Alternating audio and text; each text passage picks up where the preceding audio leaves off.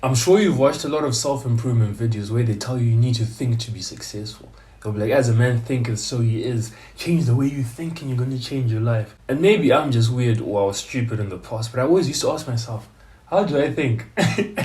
I would genuinely ask, how do I think? Because I didn't know how to think. I didn't know what thinking was. I don't know if your school experience was vastly different That's it, to mine, Takura. but I just believe that we weren't taught how to think.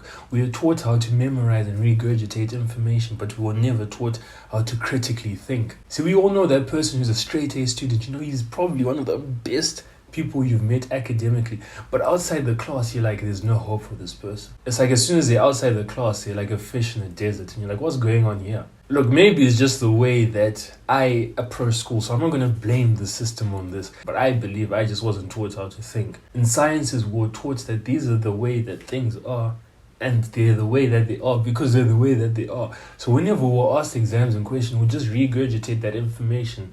And because, in school I was close to the top of the class. I wasn't at the top of the class, but I was in like the top 10% of students. So because I would get good marks on these things, I thought that I could think.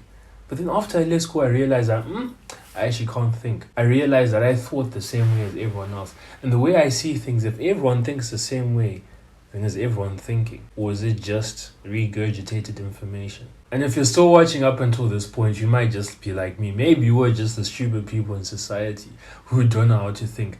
But at least I was honest with myself and I was like, you know what, I don't know how to think. And if you're watching now, you probably don't know how to think as well. But the truth is, we all know how to think, but thinking was never defined to us. I didn't bother searching a definition of thinking online because it was going to bring up something. Like, to this day, I don't know what the definition of thinking online is, but I've come up with my own definition that helps me build this thinking muscle. So the best way I can explain thinking is by asking you a series of questions. So when are you asked to think? See, you've just thought now. But seriously, when are you asked to think? When do you practice thinking? Exactly, when you've been asked a question. See, when I asked you, when do you think? It caused you to think.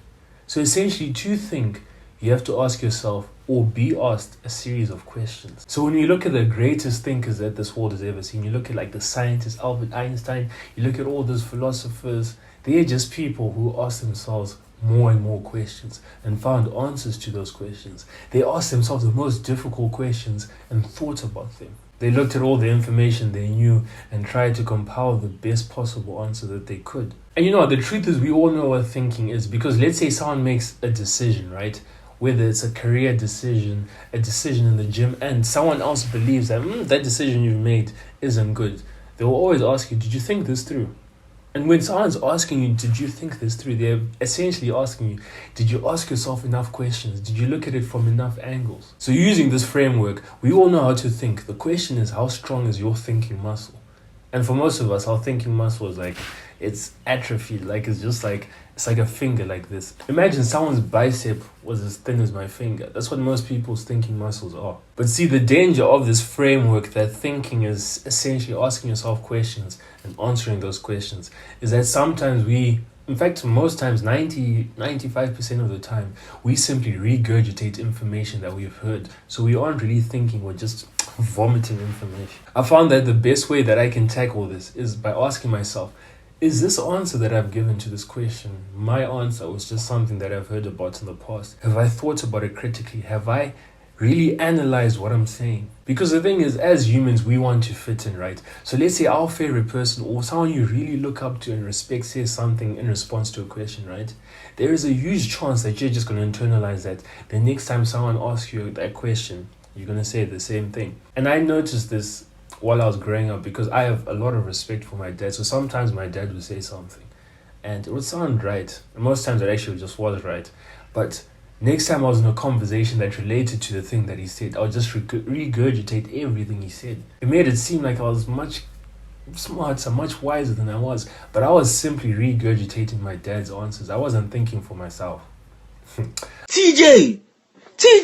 I wasn't thinking for myself. So essentially, thinking is a process of finding answers to life's questions. There you go. It wasn't anything philosophical. Many people are probably going to dispute my definition of thinking or my framework that I've developed, but it's the best framework that's allowed me to progress the way that I think. really defining what thinking is will allow you to make purposeful decisions in your life. It will allow you to make decisions that align to what you want to do in your life. See, most people don't think, so they're just going to do what everyone else is doing, and they'll think that they're actually thinking about their process.